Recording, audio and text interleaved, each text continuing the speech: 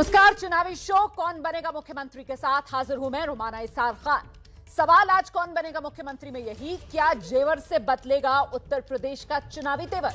उत्तर प्रदेश के जेवर में इंटरनेशनल एयरपोर्ट के शिलान्यास के मौके पर प्रधानमंत्री नरेंद्र मोदी जो जेवर पहुंचकर विरोधियों पर गरजे, और अब ऐसा लग रहा है कि बीजेपी ने अपना चुनावी एजेंडा पूरी तरीके से सेट कर दिया है। उत्तर प्रदेश की एक जगमगाती हुई तस्वीर योगी राज में सामने रख दी गई है, लेकिन विपक्ष के नेता इस पर सवाल खड़ा कर रहे हैं। साथ ही साथ एयरपोर्ट के शिलान्यास से लेकर किसानों को मुआवजा न मिलने के मुद्दे पर विपक्ष बीजेपी की घेराबंदी कर रही है। तो सवाल ये, क्या विकास का एजेंडा यूपी के चुनाव में काम करेगा? इसी पर चर्चा शुरू करें उससे पहले एक रिपोर्ट।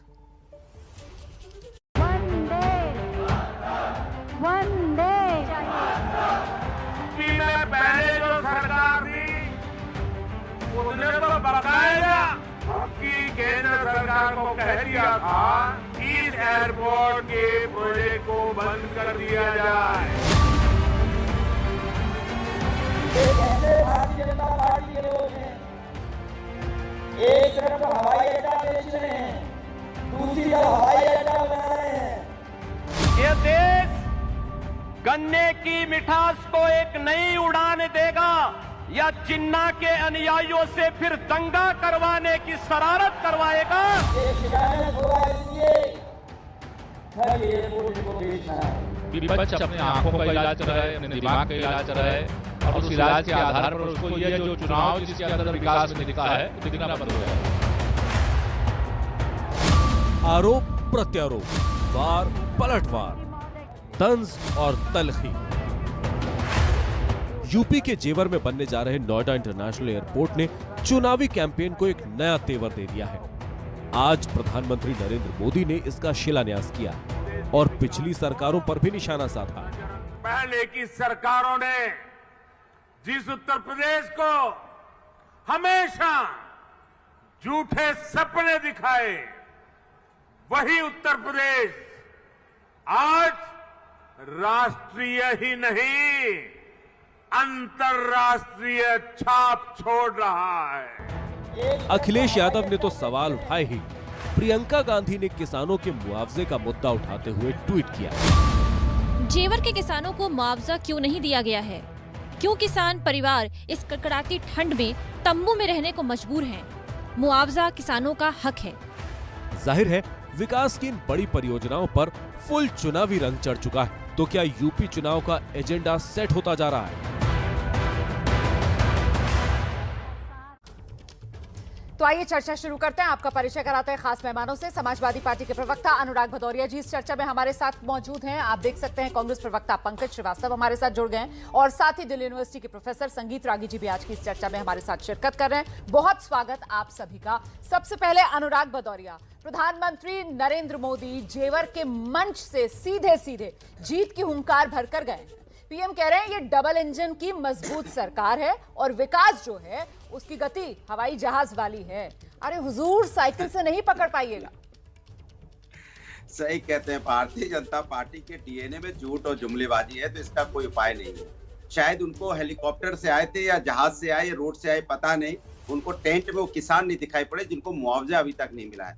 और कोई पहली बार ये कोई शिलान्यास नहीं कर रहे हैं, ये मार्केटिंग इवेंट के मास्टर हैं। ये लोग मदारी लोग हैं Bharatiya Janata party marketing event के। इन्होंने मार्केटिंग इवेंट अभी अलीगढ़ में भी कुछ दिन किया था, 2-3 दिन तक सारे चैनलों में छाए रहे। अलीगढ़ में यूनिवर्सिटी बनने जा रही है, वहां पे शिक्षा बनेगी। 2 ईंट लगाई गई थी, 2 से तीसरी ईंट लगी हो तो बता दो, आज तो 1.5-2 महीने हो गए शायद। इसी तरह से उन्होंने इसी तरह बुलेट ट्रेन का भी हंगामा किया था। अरे क्या बुलेट ट्रेन चलेगी, हवा में दौड़ेगी, आदमी 2 घंटे में इधर से उधर हो जाएगा और देश की रफ्तार बढ़ेगी, आर्थिक स्थिति मजबूत हो जाएगी। बुलेट ट्रेन कहाँ है भैया, आज तक खोजे नहीं मिली। ये लोग वो लोग हैं जो जनता के पैसे का दुरुपयोग करते हैं, मार्केटिंग इवेंट में खर्च करते हैं। मैं पूछना चाहता हूँ, लखनऊ एयरपोर्ट आपने बनाया, क्या लखनऊ एयरपोर्ट आपने क्यों बेच दिया? किससे पूछ के आपने लखनऊ एयरपोर्ट बेच दिया? क्या लखनऊ एयरपोर्ट में खराबी थी? जो वहां 20 रुपए 30 रुपए में गाड़ी पार्किंग होती थी, आज 400 रुपए लगने लगे, क्योंकि अडानी को कमाने के लिए दे दिया आपने। सरकार के पैसे से बना एयरपोर्ट, क्या कमी थी, कहां नुकसान हो रहा था, आपने उसको बेच दिया। आपने इंडियन एयरलाइंस भेज दी।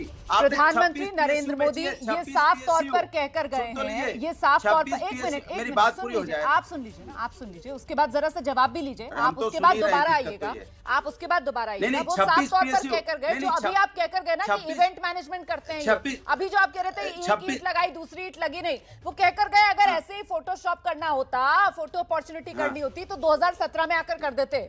जो कहते हैं वो करते हैं। ठीक है, एक मिनट, जो आप आरोप लगा रहे हैं आप उस पर जरा सा जवाब संगीत रागी जी का सुनिए, उसके बाद दोबारा आपके पास आऊंगी, दोबारा आपके पास आऊंगी, जरा सी मोहलत तो दीजिए। मैं अपनी बात कह लेता। अच्छा लीजिए, अपनी बात लीजिए। मैं कह रहा हूँ कि जब सरकार इनकी आई थी 5 साल पहले, अगर इन्होंने ये ईंट लगाई होती, ये इन्होंने इनका यहाँ शिलान्यास किया होता तो आज उद्घाटन कर रहे होते ना। इनको तो उद्घाटन करना ही नहीं है। चलिए, अच्छी बात है कि उम्मीद आप भी योगी सरकार से कर रहे हैं, अच्छी बात है, उम्मीद आपको भी बहुत है इस योगी सरकार से। फिलहाल जरा संगीत रागी जी से जवाब देते हैं। संगीत रागी जी, आपने आरोप सुन लिए, उम्मीदें बहुत है वैसे भदौरिया साहब को।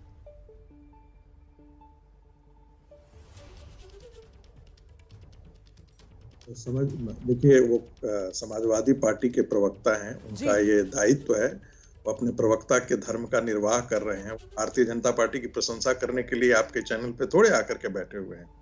इसमें कोई दो राय नहीं है कि उन्होंने आगरा एक्सप्रेसवे की नींव डाली, उसको खड़ा भी किया, लेकिन जो इंफ्रास्ट्रक्चरल बूम है उत्तर प्रदेश के अंदर, पूर्वांचल एक्सप्रेस हुआ, आप गंगा एक्सप्रेस हुआ, ये सब जो है वो आप देखेंगे कि जो इंफ्रास्ट्रक्चर का मामला है वो बूम जो है वो योगी राज के अंदर आया है। दूसरी बात, लॉ एंड ऑर्डर पर आप ठीक कह सकते हैं, सेंगार का आप कह सकते हैं, कई ऐसे अपवाद मामले आए हैं जो भारतीय जनता पार्टी की छवि को थोड़ा खराब किया है, लेकिन ये हमें नहीं भूलना चाहिए कि जो ऑर्गेनाइज्ड क्राइम था उत्तर प्रदेश के अंदर, किसानों की उसमें कई ऐसे दुर्दांत लोग थे जिसपे बोल दीजिए 2 शब्द, इनकाउंटर में मारा गए, इनकाउंटर में मारे गए, 2 शब्द बोल दो। 700 एक मिनट सुन लीजिए भदौरिया जी, उसके बाद दोबारा आऊंगी। हाँ, संगीत रागी जी अपनी बात पूरी कर लीजिए जल्दी से।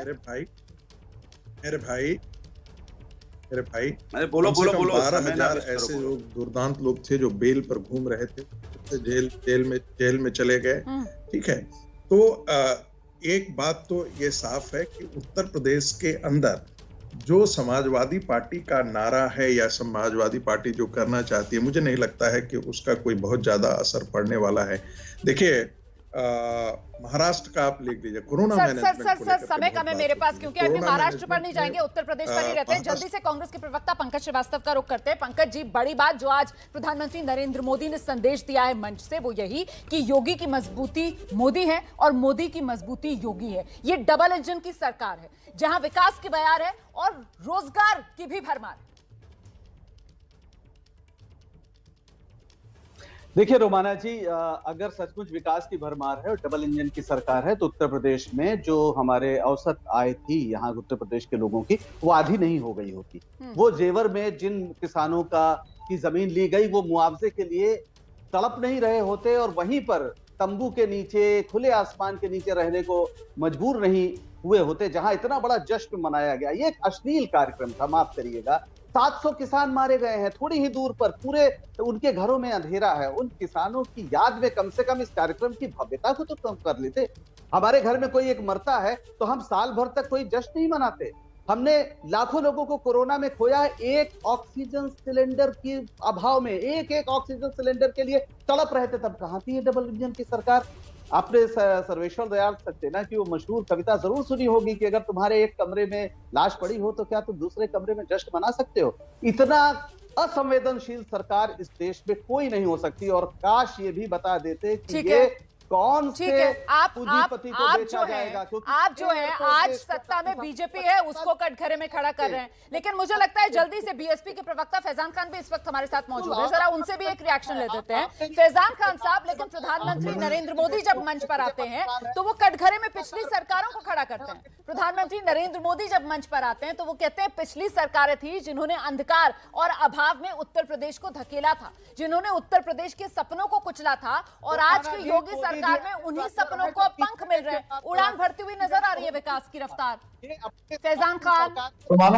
रुमाना आप सबको पता है, जितने पैनलिस्ट यहाँ बैठे हुए हैं, और आपको भी मैं ये बात बता दूं, आपने भी अपने चैनलों पे उस बार भी दिखाया था कि बहुजन समाज पार्टी के वक्त ही, जो आज गौतम बुद्ध नगर के जिले में जेवर इंटरनेशनल एयरपोर्ट की बात ये कर रहे हैं, वो सारे रूपरेखा हमारे वक्त में पूर्ण रूप से पूरी तैयारी के साथ करके, और ना ही जेवर इंटरनेशनल एयरपोर्ट बल्कि साथ में गंगा आर्टलैंड एक्सप्रेसवे जो है, जो भारतीय जनता पार्टी कह रही है, वो सब की रूपरेखा तैयार करके पूरी तैयारी के साथ हमने यूपीए गवर्नमेंट को सौंपी थी, जिसपे उन्होंने अड़ंगा लगा दिया और हमारे प्रोजेक्ट को नहीं करना दिया। हमारा रोमाना अभी सीधा सवाल इनसे ये है कि हमारी सरकार 2022 के बाद अगर रिपीट नहीं की तो 5 साल समाजवादी रही, 5 साल भारतीय जनता पार्टी को होने को आई है, 10 साल इन प्रोजेक्ट्स को रोका रखा गया और उत्तर प्रदेश के विकास और रोजगार को रोका रखा गया। मैं पूछता हूं भारतीय जनता पार्टी से, क्योंकि समाजवादी पार्टी ने तो काम नहीं किया, लेकिन भारतीय जनता पार्टी जब चुनाव आया उत्तर प्रदेश का 2022 में,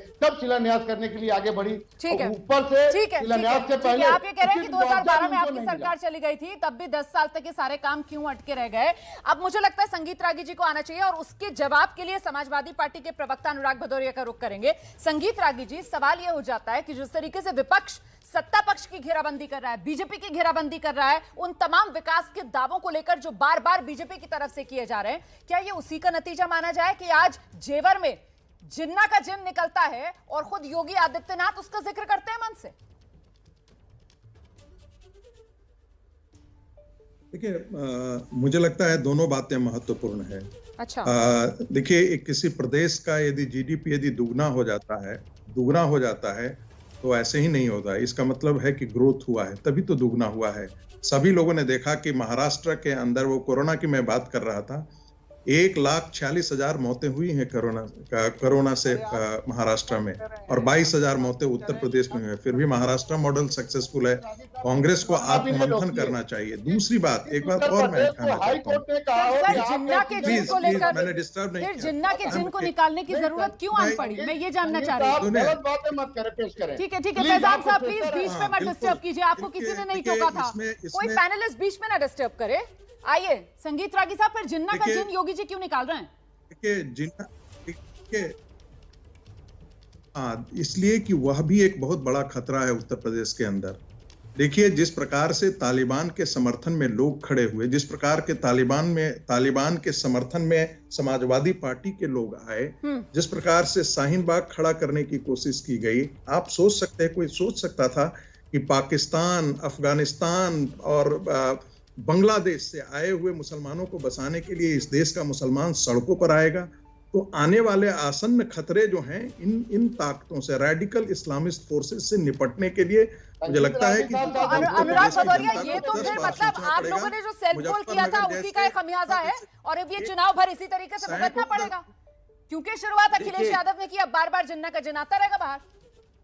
देखिए, सवाल ये नहीं है, सवाल ये है, ये जिन्ना की बात इसलिए करते हैं कि जिन्ना की सोच इनके डीएनए में है। श्यामा प्रसाद मुखर्जी को जिन्ना की पार्टी से इन्होंने डिप्टी सीएम बनाया था, और इन्हीं के ये है आजादी के पहले की बात। आजादी के बाद भी सबसे पहले जिन्ना के मजार पे यही गए थे फूलमाला चलाने आडवाणी जी, तो इनकी गलती नहीं है। जिन्ना की बात करेंगे, गन्ना की बात नहीं करेंगे। सोचो आप इनकी हालत है, गन्ना की मिठास को खराब करने वाला कौन? योगी जी सही कह रहे थे। सर, समय मेरे पास इतना ही है। बहुत बहुत धन्यवाद आप सभी का आज की इस चर्चा में शिरकत करने के लिए। कुल मिलाकर देखना दिलचस्प होगा कि आखिरकार जेवर कैसे उत्तर प्रदेश के चुनावी तेवर बदले।